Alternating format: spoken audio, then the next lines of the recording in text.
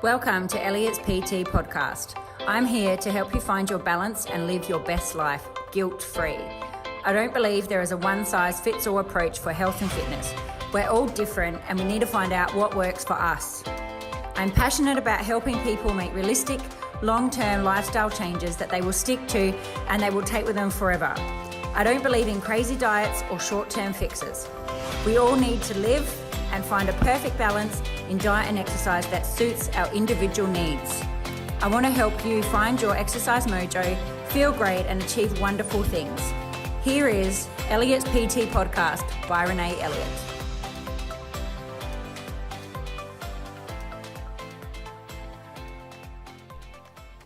Hello, and welcome back to Elliott's PT podcast. So today we wanted to talk about tracking your food and how you could track it with a family. Yeah. So lots of people feel they don't want to track food because they don't want to eat differently to their family, or they don't want to cook separate meals. So I think that sometimes it's a stumbling block for people when wanting to understand their food more. They feel like, well, I don't want to cook separate meals. I view it totally different. Yeah, it can be off-putting, but I totally view it. I view it totally differently. I don't see that as a. It doesn't have to be. It doesn't have to be an issue. No. Do you all eat the same food? No, you eat all differently? No, not all differently, but I was thinking about how do I kind of manage it, because you know, people have different needs and wants, and we have some allergies in our house and stuff like that. But I would say on the whole, probably 60% of our plate is the same. Yeah. And maybe there's a 40% difference. So it might be that we all eat rice and we all eat salad, but we might have different proteins. Yeah. So it's a bit of a mix and match kind of thing, or it might be the other way around. Does your husband eat meat? Not at home. No. But him and the kids will eat eggs and stuff like that. So well, actually Jess won't, but Daniel will. Yeah. So it's more like a kind of, we have a more mix and match approach to it, but I'm like, I am not cooking 4 separate meals, so there has to be, you know, some kind of compromise on. So for us, I think I have no issues with cooking separately, but I make it work together, because when Cooper was young, he was super picky. He has no allergies or anything, so he was super picky. But then when Charlie came along, she was like, Cooper wouldn't eat a visible vegetable. And when she came along, she would. So she would eat broccoli. And I was like, I don't want her to become like Cooper. Yes. So I was happy for her to give her the visible vegetables and give him the hidden vegetables. So I was hide his stuff in a sauce, because I didn't want her to change from... She would eat broccoli on its own. She would eat tomatoes, where Cooper wouldn't eat any of that stuff. So I was kind of already used to doing... Because I didn't want her to change the way he was. Don't you think children have a special thing where they will never like the same thing? They never have the same likes and dislikes. It's just to make life that more interesting for you. We have the same. So I didn't mind doing it. And then my husband is gluten sensitive, so he can't have gluten. So I'm already used to cooking it, so it doesn't seem an issue for me, but I understand how it can be an issue for people. But what I do, and as my kids are getting older, they're getting a lot easier than what they were when they were babies. But what I do is I might make, kind of like what you were saying, so I might make a sauce up, and then we'll have different things with the sauce. So we might have a... bolognese or something. So I've made it from scratch. I know what's in it. And then the kids might have pasta. I don't like pasta, bloats me, so I don't really like the pasta. So I might have spinach and broccoli, or I might have gluten-free pasta, or I might have a little bit of gluten-free pasta, and obviously portioned according to whatever I'm trying to achieve at the time. Sometimes I think about it, other times I don't. Obviously my husband has gluten-free, so so sometimes me and him are generally the same. I have a kind of guide in my head that I'm not going to use more than 3 different types of cooking dishes. Yeah. So it's like I don't like that either. 3 pans on the stove or 2 pans on the stove and 1 dish in the oven. Chopping board's okay, but I'm just kind of like, when I'm planning it, that's kind of how I approach it. I'm like, right, how can we kind of give everybody a little bit of what they want and need, but at the same time, I'm not running a restaurant, and I've got to kind of condense this and that's, to kind of, But I think I think over time, you learn that like for me, I've learned the meals that we can make that are quick and easy, the meals that we can make that are quick and easy, that are going to satisfy kind of all of our needs. And so now that I know them, I rotate them.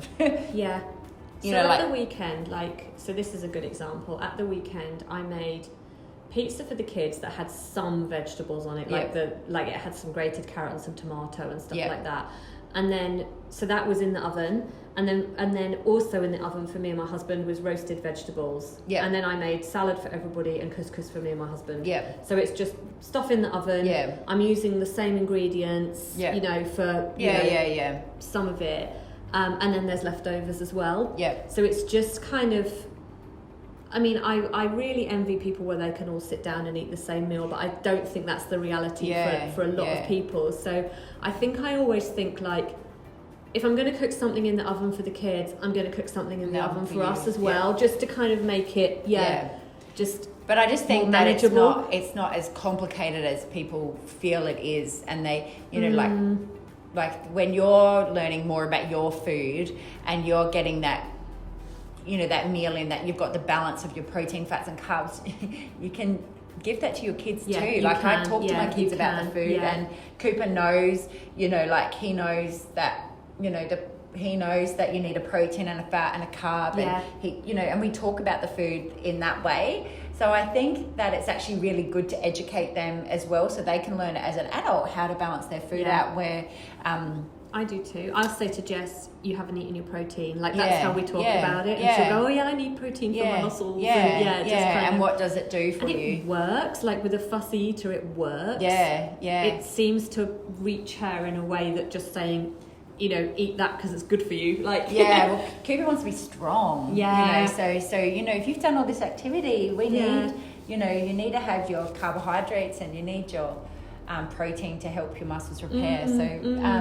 But I just think when you learn, the great thing about learning to understand is planning. So when you have learned to understand your macros, if you have the plan. And I plan my dinners that I know I spend a bit of time doing it, but obviously, if I shop online, it saves me money and time, and I've got the plan already made out there, and I just make sure that it's something that's going to not use heaps of pots and pans, and that I know the kids are going to like it, and I can tweak it to suit me. So I don't find it difficult at all. I don't find it a stumbling block. And in the end, your kids are going to probably maybe end up eating, a bit better. And we all have fussy eaters, but sometimes you can just learn to tweak things more to where where they're at. So I don't find it a stumbling block at all. No, I don't either. I think I'd be doing it anyway. I'm just doing it in a more intentional, educated way, you know. And then because we do have members who maybe they cook one meal for their family and they have something different. For themselves and they prep that in advance. So again, that could work for some people. The way I cook and shop, that isn't right for me and my family. But you've just got, there are just different ways you can go about it, really, aren't there? And there's lots of different kind of ways of approaching it and methods. But really, sounds like we both do something quite similar. Yeah, we do. But you don't eat, for me, I don't eat breakfast and lunch with my kids. No. So that's 2 meals. You don't have to worry about it. I don't have to worry about it. So it's only the dinner. I think it's really important to sit at the dinner table and eat it together. That's a big thing of mine. So, and there is some nights we have completely different stuff, but that's fine. But that's fine too. But I think I just find that with planning, and now I have this collection of meals that I know that suits my macros and it suits my kids. And obviously when you start, you understand more by plugging it in, and then I just portion mine out and then portion the rest of theirs out.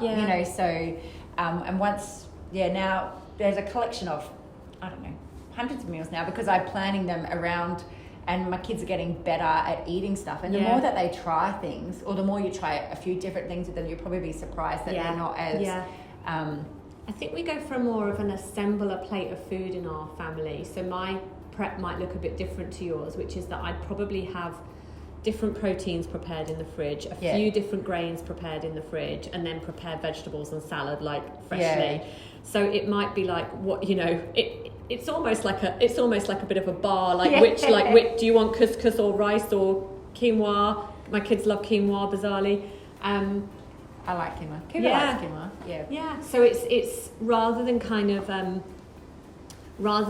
preparing dishes, we're more like, you need to eat this, you need to eat this food group, this food group, this food group, and there's a bit of a selection. Yeah, which is another way you can approach it if you're you can do your food prep in a slightly different way like that, and that works quite well for us. We were just saying yesterday, like, I guess because Cooper's always had to have hidden food, so he likes sauces. So he likes sauces, and I obviously hide the vegetables and that. But like, Charlie's a real pest at eating, but so if she has like rice, like a butter chicken is one of my go-tos. So she has that. She'll take so long to eat it, but last night she had like a assembled plate and she ate it all on her own. She didn't, so she works better from that. And for me, the effort of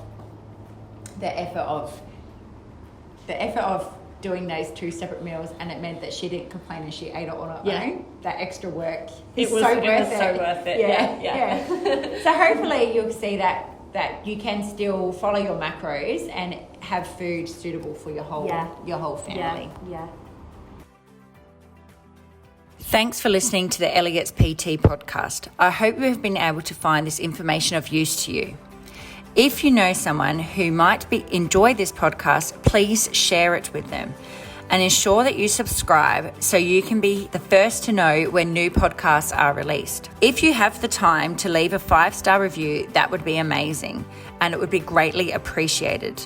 If you do so, please screenshot and share onto any of our socials and tag us. Then email the screenshot to hello@elliotspt.com, and we will send you a free gift to your inbox. Thanks so much. Have an amazing day. Speak soon.